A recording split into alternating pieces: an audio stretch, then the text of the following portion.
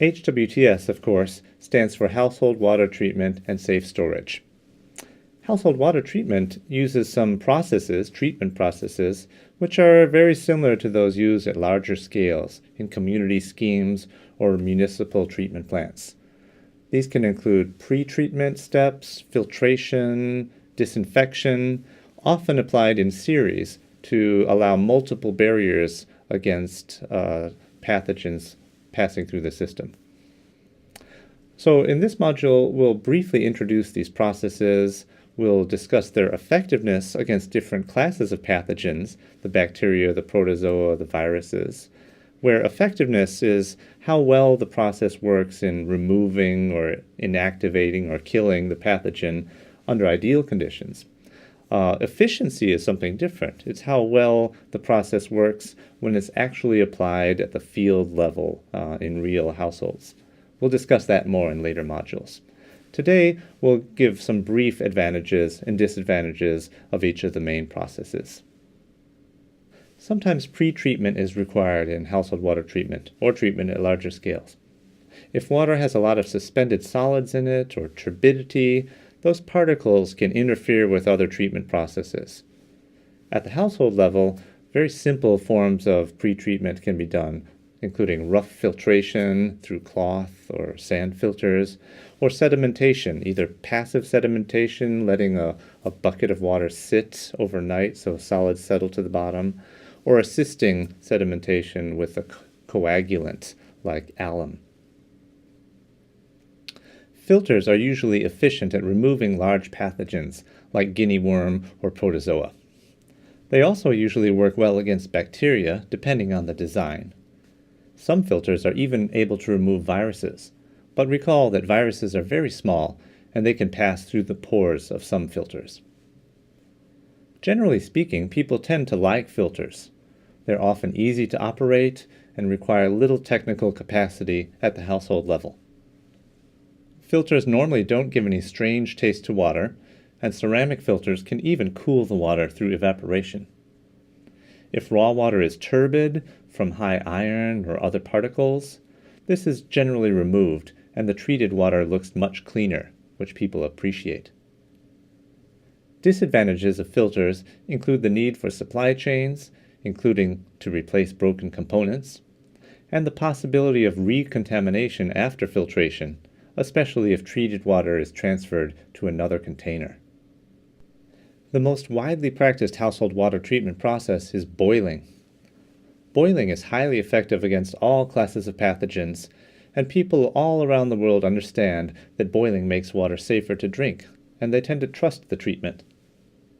However, boiling can cause health risks, especially where biomass fuel is used, and more fire means more indoor air pollution. More fire also needs more fuel, which costs more money. Boiled water can also have a flat taste, and sometimes chalky precipitates form during boiling, which doesn't look nice. And finally, boiled water is very vulnerable to recontamination. Treated water has to be cooled before drinking, and if this is done in an open container, there are good chances for recontamination. Ultraviolet radiation is another form of energy used in disinfection. Ultraviolet lamps are highly effective where there's electricity, but even without electricity, ultraviolet radiation from the sun can be used. The solar disinfection system, or SODIS, involves filling clear plastic bottles with water and placing them in the direct sunlight for several hours. Different pathogens have very different abilities to tolerate ultraviolet radiation. Bacteria such as E. coli are relatively quickly killed, but Cryptosporidium is somewhat more tolerant, and some viruses can withstand high ultraviolet doses. SODIS is technically easy to implement.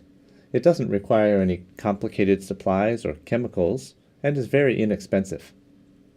Other advantages are that SODIS doesn't change the taste of the water, and that water is generally treated in the same container, which is later used for storage and even drinking, so the risk of recontamination is low. However, SODIS treatment is time-consuming. Most commonly, water is cooled overnight before drinking, and it can only treat relatively small volumes of water. And finally, if the raw water is highly turbid, suspended particles can shield pathogens and reduce the effectiveness of treatment. The most commonly used disinfectant in household water treatment, just like in large-scale treatment plants, is chlorine. Chlorine can be applied in liquid or tablet form and is more effective with longer contact times. Usually, chlorine should be given at least 30 minutes to disinfect water. Chlorine is very effective against bacteria, but higher doses are required to kill some viruses. And some protozoan cysts are highly resistant to chlorine. Cryptosporidium cysts can even survive for short periods in full-strength undiluted bleach. One advantage of chlorine disinfection, which is missing for heat and radiation disinfection, is that residual chlorine in the water can protect against recontamination. Chlorination is also easy to apply at the household level and is very inexpensive. Large volumes of water can be treated within relatively short periods of time. Like ultraviolet radiation, this treatment is less effective on turbid water. Consistent chlorination requires supply chains and ongoing commitment from users. And finally, chlorine does have a distinctive taste and an odor, which can be unpleasant if people aren't used to it. Now that's a brief introduction to the main processes involved in household water treatment. We'll go into them in more detail in coming modules. You have seen, though, that different processes have different levels of effectiveness against different classes of pathogens. So that means that different household water treatment processes will be better suited for different applications depending on the local conditions.